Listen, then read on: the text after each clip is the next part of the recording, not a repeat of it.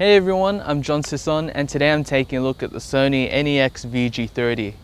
Now this is the third generation in the NEX-VG lineup and comes with a few new features and functions, and most notable, the 18 to 200mm power zoom lens. In this review, I'll be going through its build, handling, features, video quality, and of course my personal thoughts on it. But bear in mind, this is also coming from a photographer's point of view. The NEX-VG30 has a solid metal build, with the same high-resolution electronic viewfinder found in the A99. On the top you have a 5.1 channel quad capsule mic that captures some excellent sound quality, which you'll be able to hear at the end of the video. But if you have your own mic, you can plug it into the side of the camera handle. Flipping over the cover of the handle, you have two shoes, one for the multi-interface shoe and one for the cold shoe.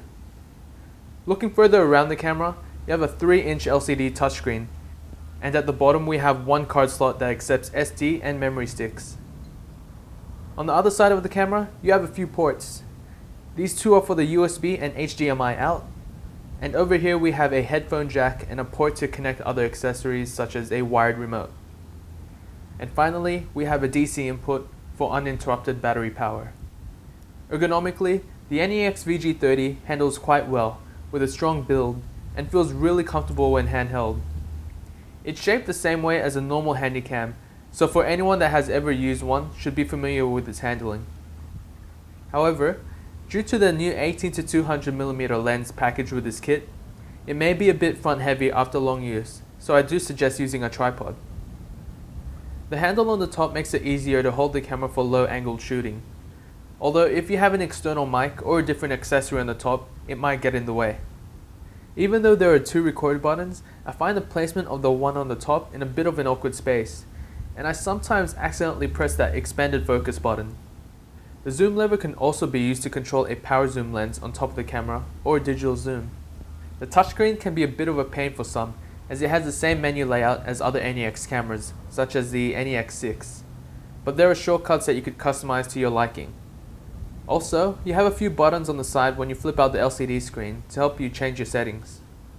First of all, we have the iris, which in photography terms, your aperture, shutter speed, white balance, a playback button to view your recorded videos and photos, a display button to overlay different types of information on the LCD screen, and the program AE button, which is pretty much an automated setting for your aperture, shutter speed, ISO, and exposure. The new 18 to 200mm power zoom lens is a welcome addition to this camera, as it allows videographers to zoom in on their subject at a constant speed, without having to manually turn the lens. Just a quick tour around the lens. The H, M, and L stand for high, medium, and low, which is the speed of which the lens zooms in. The T and the W stand for telephoto and wide, and you control that with the switch on the right hand side. And the switch on the bottom allows you to control the camera manually or by using the power zoom switch. If you're getting this in a kit, you have two types of stabilization built into the lens, active and standard. Active will help reduce any shake in your footage whilst you're moving, and standard is suited for when you're hand holding the camera in a stationary position. You also have a variety of options to choose from in the menu to aid in filming, such as manual audio control, a guide frame, histograms, and of course peaking, which highlights what is in focus in a different color. In addition to that, an expanded focus button allows you to crop your video to make sure you have the right focus. A nice handy feature for anyone is that this camera has the ability to take 16 megapixel still photos, even in RAW. And if you're feeling up to it, you can add filters to your photos using picture effects, but I doubt that many people will use it. The camera takes a couple of seconds to power up and record straight away, and the battery lasts for about 7 hours, but that really all depends on how you use the camera. Depending on where you buy the camera from, you can select different frame rates. If you buy the camera in an NTSC region like the US, you can choose from 60p, 60i, and 24p. However, if you have a PAL version, you have 50p, 50i, and 25p. But for people that have the PAL version and want that cinematic look, there is an option that allows you to choose 24p. However, you have to reformat your card and restart the camera. Now let's get to the type of video quality you're going to get out of this camera. Obviously, this camera shoots in Full HD, but with an APS-C size sensor built into it. so you're going to get some great videos that have some nice autofocus blur. The stock lens does a good job at retaining the amount of detail in videos, and I find the colors bright and vivid, but the autofocus is a bit slow.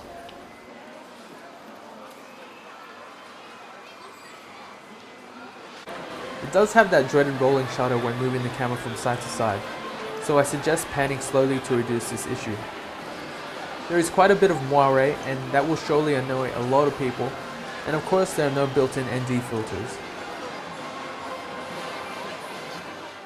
If you want fast and accurate autofocus and have some A-mount lenses lying around, you can get the LAEA2 adapter, but it's a bit limited as the aperture is locked in at f3.5, which is a bit of a letdown. One thing that a lot of people would want to know about this camera is its low light capabilities. I took the camera out during a Chinese New Year parade, and the footage that I captured shows the camera does pretty well in low light situations.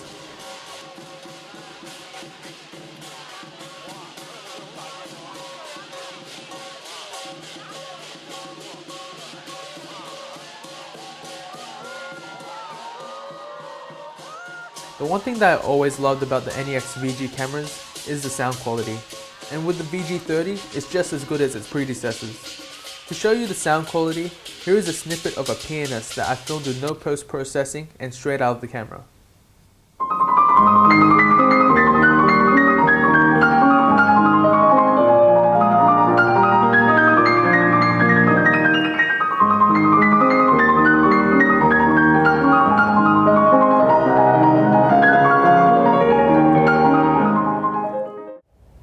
The NEX-VG30 continues and improves on its predecessors by adding a few new features that videographers would find very useful. However, I did have a few problems with handling the camera, mainly because of the placement of a few buttons, but if you're hand-holding the camera for a long period of time, you might find it a bit too front heavy, especially if you're using the 18 to 200mm power zoom lens, so I do recommend using a tripod. Also, whilst filming, I did find it a bit quirky when trying to change settings on the fly, but then again, I'm used to using DSLR style cameras rather than the handycam style form factors. Other than that, video quality is very good, especially in low light situations, and the amount of adapters that you can get from Canon, Nikon, Leica and more allow the system to be very flexible. I highly recommend it for anyone that prefers using a handycam style form factor video camera and video enthusiast. If you have any thoughts and questions about this camera, please feel free to leave a comment below, and if you already own one, let me know what you think about it, and like and subscribe to my channel for more Sony Alpha product reviews and tutorials. You can also check more photo updates on my Facebook page by clicking the link below. Happy shooting and thanks for watching.